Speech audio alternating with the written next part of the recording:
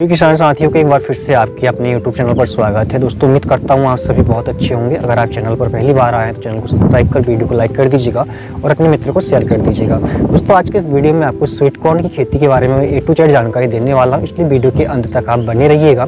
देखिए दोस्तों, sweet corn एक ऐसी फसल होती है जिसकी खेती हम पूरे वर्ष के 12 महीने कर सकते हैं और अच्छा प्रोडक्शन लेकर अच्छा मुनाफा इसमें हम कमा सकते हैं। दोस्तों स्वीट कॉर्न जो होती है इसकी खेती मात्र 2 से ढाई महीने की होती है और 2 से ढाई महीने में ही हमें अच्छा मुनाफा देकर ही जाती है। इसलिए ये खेती करके आप भी अच्छा मुनाफा कमा सकते हैं।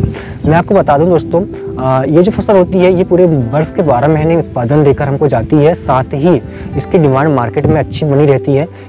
दोस्तों स्वीट कॉर्न की जो फसल होती है इसकी खेती हम पूरे वर्ष के 12 महीने कर सकते हैं और स्वीट कॉर्न के जो भुट्टे होते हैं, दाने जो होते हैं बहुत ही मीठे होते हैं, इसलिए लोग इन्हें भूनकर खाना बहुत पसंद करते हैं। साथ ही कुछ लोग इसे उबाल कर खाना पसंद करते हैं तो कुछ सूप बनाकर खाना पसंद करते हैं। तो दोस्तों मैं आपको बता दूं, स्वीट कॉर्न की जो डिमांड पूरे वर्ष भर बनी रहती है, इसलिए इसका मंडी भाव जो है हमें अच्छा मिल जाता है और प्रोडक्शन के साथ साथ से मार्केटिंग करने में भी हमें ज़्यादा कोई दिक्कत नहीं जाती है।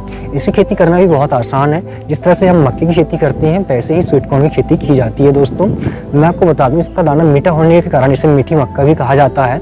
स्वीट कॉर्न की जो फसल होती है इसे पूरा पकने तक का इंतजार हमें नहीं करना होता है। दूध अवस्था में ही इसकी तुड़ाई करके हम मार्केट में बेचकर अच्छा मुनाफा कमा सकते हैं। बता दूं, स्वीट कॉर्न के जो भुट्टे तोड़ने के बाद में जो पौधे बचते हैं उसे हम पशु चारा के रूप में भी उपयोग कर सकते हैं।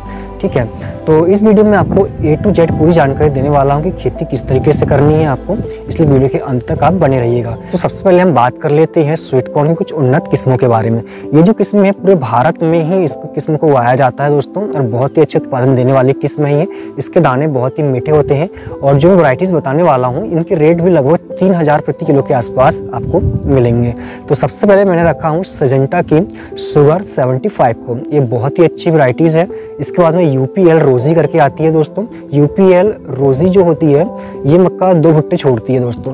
ठीक है, उसके बाद में बायर कंपनी की आती है सेमनी, जिसे SB 6881 के नाम से जानी जाती है। तो ये तो हुई किस्मों के बारे में। अब भूमि, इसके बाद में दोस्तों हम अब बात कर लेते हैं कि हमें किस तरह की भूमि का चयन करना चाहिए और भूमि की तैयारी किस तरीके से करना चाहिए।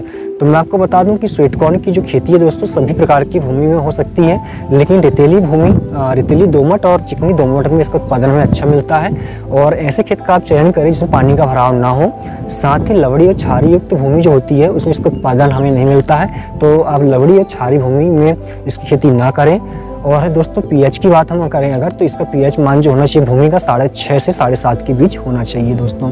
तापमान की बात करें तो 25 डिग्री सेल्सियस से लेकर 30 डिग्री सेल्सियस के लिए पर्याप्त तापमान होता है, इसमें ये अच्छा ग्रो कर लेती है। साथ ही मैं आपको बता दूं दोस्तों खेत की तैयारी किस तरीके से हमें करनी है।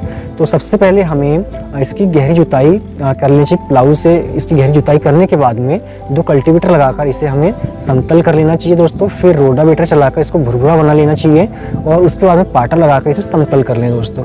ठीक है, ये तो हुई भूमि की तैयारी। मैं आपको बता दूं कि अंतिम जुताई से पहले इसमें आप हो सके तो 8 से 10 ट्राली गोबर की खाद इसमें अवश्य डालें दोस्तों। आपको अच्छा मुनाफा इसमें मिलेगा, अच्छा बेनिफिट मिलेगा। बीज दर की बात करें दोस्तों तो हमें गर्मी के दिनों में 3 से 4 किलो प्रति एकड़ बीज दर रखनी चाहिए। और यदि हम बारिश के मौसम में या ठंड के मौसम में इसी खेती करते हैं तो बीज दर इसकी थोड़ी कम लगेगी। ठीक है, बीज बोने से पहले आपको इसको उपचारित अवश्य कर लेना चाहिए। बीज उपचारित करने के लिए बहुत ही अच्छी दवा आती है, मार्केट में आपको किसी भी दुकान पर अवेलेबल हो जाएगी।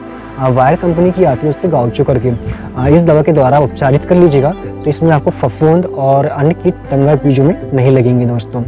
अब बात आती है कि हम बुआई किस तरह से करें।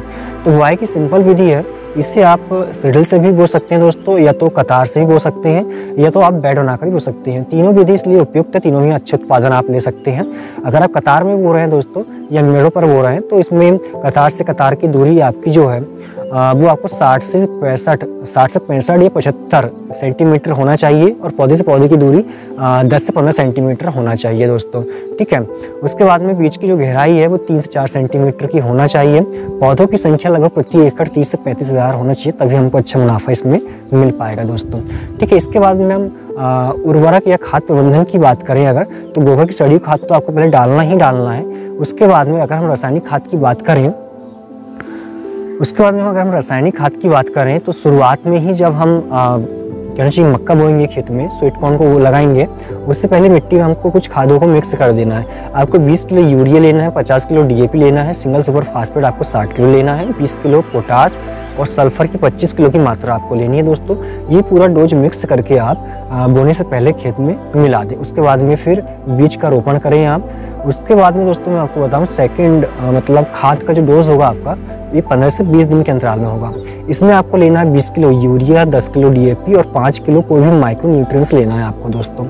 फिर तीसरी बार जो खाद का डोज रहेगा आपका वो रहेगा आपको 40 से 45 दिनों में। इसमें आपको DAP की 10 किलो मात्रा रखनी है, पोटास की आपको 10 से 15 किलो की मात्रा रखनी है, यूरिया 20 किलो लेना है और इसमें 5 किलो आपको कोई भी माइक्रो न्यूट्रिएंट्स लेना है दोस्तों।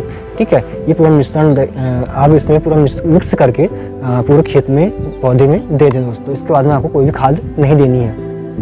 इसके बाद में सिंचाई की हम बात करें तो गर्मियों में इसकी जो सिंचाई दोस्तों हमें 5 से सिंचाई की आवश्यकता होती है। सर्दियों में 4 से 5 की सिंचाई की आवश्यकता होती है। बारिश में सिंचाई करने की आवश्यकता ही नहीं होती है। ठीक है, तो आप अपनी ज़मीन के हिसाब से इसमें थोड़ा ऊपर नीचे सिंचाई कर सकते हैं। 4 से 5 सिंचाई, 6 से 7 सिंचाई भी लग सकती है अगर ज़मीन हल्की है तो।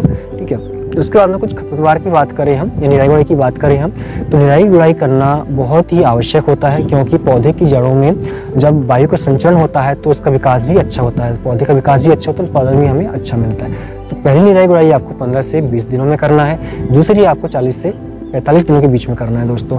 यह खरपतवार नाशक का अगर आप उपयोग करना चाहते हैं तो इसके लिए आपको सबसे पहले तो जब आप बुआई कर दें, बुआई के 1-2 दिन के अंदर ही आपको अल्ट्राजीन की मात्रा मतलब 1 से 2 किलो प्रति एकड़ के हिसाब से इसका छिड़काव आपको कर देना है। या तो पानी मिक्स कर देना या तो यूरिया मिलाकर मिक्स कर देना दोस्तों। और यदि खरपतवार फिर भी हो जाते हैं तो मार्केट में बहुत सारी दवा उपलब्ध है, जैसे कि वायर कंपनी की आती है दोस्तों, लाउडिस आती है, फिर वायर कंपनी की टेंजर आती है। इन दवाओं का उपयोग आप कर सकते हैं। तो दोस्तों इस तरह से आप स्वीट कॉर्न की खेती करके बहुत ही अच्छा मुनाफा कमा सकते हैं। उम्मीद करता हूँ कि वीडियो आपको पसंद आया होगा। वीडियो को लाइक करके शेयर कर दीजिएगा और कमेंट्स करके बताइएगा कि आपको वीडियो कैसा लगा और वीडियो कहाँ से देख रहे हैं दोस्तों। धन्यवाद।